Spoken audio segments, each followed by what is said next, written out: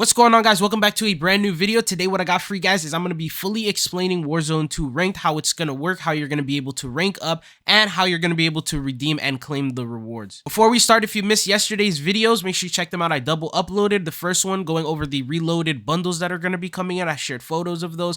Also, all the patch notes and details that you need to know of the reloaded update in the first video as well. So I'll have the links down in the description. Make sure you check them out. And also, if you find this video informative, don't forget to subscribe. But anyways, let's go ahead. Let's get into it. So the first thing that you will need to know, rank play is going to be very similar to Modern Warfare 2's multiplayer rank play, and I understand that a lot of people do not own it, so you haven't really gotten a chance to play and don't understand it, so I'll still be explaining that everything for you guys. But the first thing I want to go over are going to be the rules that you will need to know for Warzone Ranked. The first one is the party size is going to be trios only, so no other squad size. Squad assimilation is going to be turned off, so that means you can't really invite people to join your squad mid-game and things like that like you're able to do in Warzone. The next thing is the map is going to be Al Mazrah, so no Ashika Island is going to be involved. It's only going to be on Al Mazrah. The game mode is going to be Battle Royale, pretty obvious. There's also going to be public event restrictions, so those things like fire sales that happen, the jailbreaks that happen, those are not going to be happening in this rank. There's also going to be vehicle restrictions, which means no heavy choppers and no vehicles with turrets on them. So if there's a vehicle with one on, it's automatically not going to be included. I believe regular cars are going to be cool, so you're going to be able to use those regularly, no problem.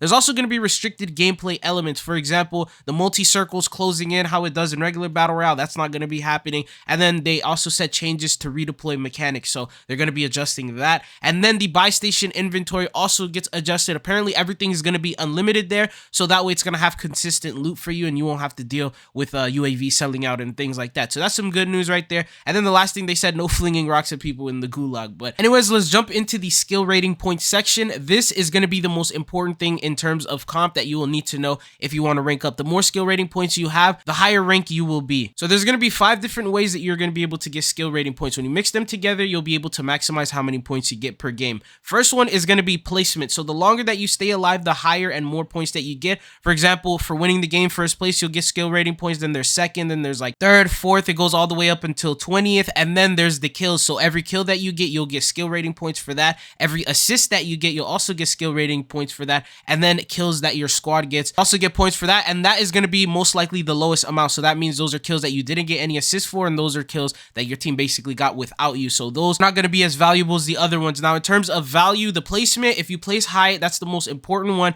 Then it's followed by how many kills you get yourself, and then the assist that you get, and then it's the kills by squad. So those are in terms of the important skill rating points that you'll need. And then here's how it goes for kills. So it says skill rating is earned for kills, assists, and squad kills is increased based on the number of squads remaining. So this is why placement is so important. Over 21 squads remaining, you'll get +5 SR per elimination and assist, and then 2 for squad mate elimination. So as you see right there, it's 5.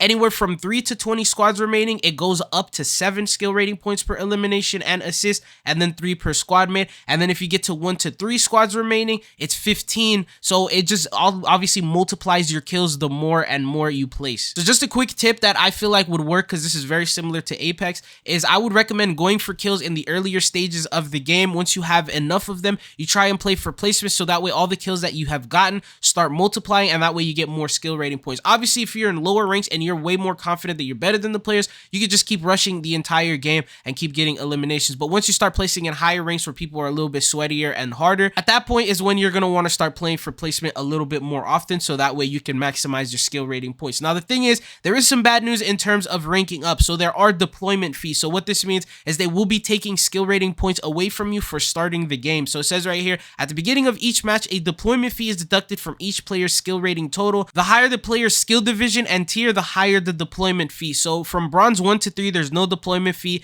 And then starting from silver, you start losing -10. And then as you rank up, you lose 4 for each rank. And then once you get into like platinum and those areas, you start losing way more. And then once you hit crimson 3 or top 250, you're losing over 110. So if you played any battle royale competitively, whether it's Fortnite or Apex, they do that in every single game where they charge you a bus fare, and the higher you rank, the more bus fare that they take from you. But going into the last portion of the SR, there's going to be SR forgiveness. What this means is that by playing a game, there is going to be, in some cases, ways for you to not lose skill rating points, even if you play bad or whatever it may be. For example, you're given SR forgiveness if one of your teammates ends up lagging out or disconnecting from the game. That's like a way to make it so that you don't suffer for you having to lose a teammate, things like that. So if someone lags out, if there's an issue with the game, I've seen in most cases when I play with friends, they don't load into into the lobby, so you're basically alone in there, or you're just playing with one other person, they also will give you forgiveness for that match. So that way you can go out there, you can gain points, but you can't lose any at all. So that's just one of the things that they're going to be doing. But anyways, let's jump into the next topic. This is more about the free rewards. So if you don't feel that you're going to be able to rank up that high, or you don't feel like you're too competitive and you just want to do it for the free rewards,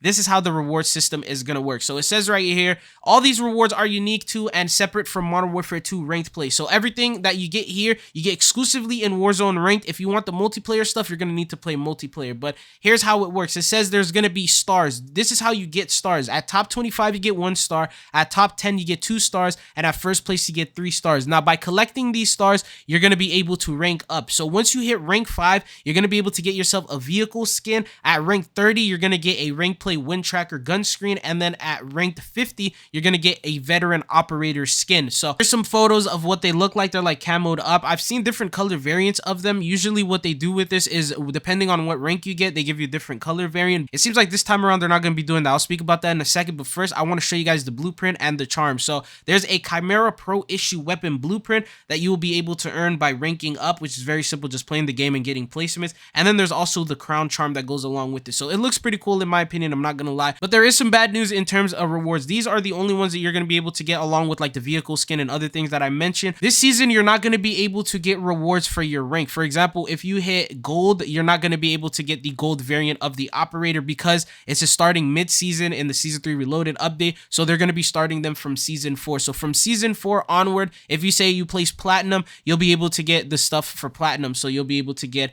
the operator that matches the platinum, or if you get diamond, you'll get the operator that matches diamond. Whatever your peak rank is that season, you'll be able to get that reward. But since we're starting mid-season, those rewards are not going to start coming in until the Season 4 update. But let me know what your thoughts and opinions are in Warzone Ranked. Do you plan on playing it competitively? Do you plan on playing it just for the rewards? I definitely would recommend that you at least give it a try. It's something that's uniquely different, and hopefully it makes the game a little bit of a better experience. But there is some things that I do want to talk about. So far in all the patch notes and everything that they have covered, they have not mentioned anything about the time to kill updates. They have not mentioned anything about movement or even server fixes. I know that they ended up doing like a server maintenance type of thing. Even after that went live, it didn't seem to make any difference at all. So I'm not exactly sure if they're going to be doing another one, or if they plan on doing these updates, they just haven't mentioned them. We will be receiving the patch notes when the official update does go live, so we'll know exactly if there's anything like that. But it's the fact that usually before the update, if there's a drastic change like this, they usually announce it and hype it up before it actually does go live. So I'm interested in seeing how the heck is Warzone 2 gonna play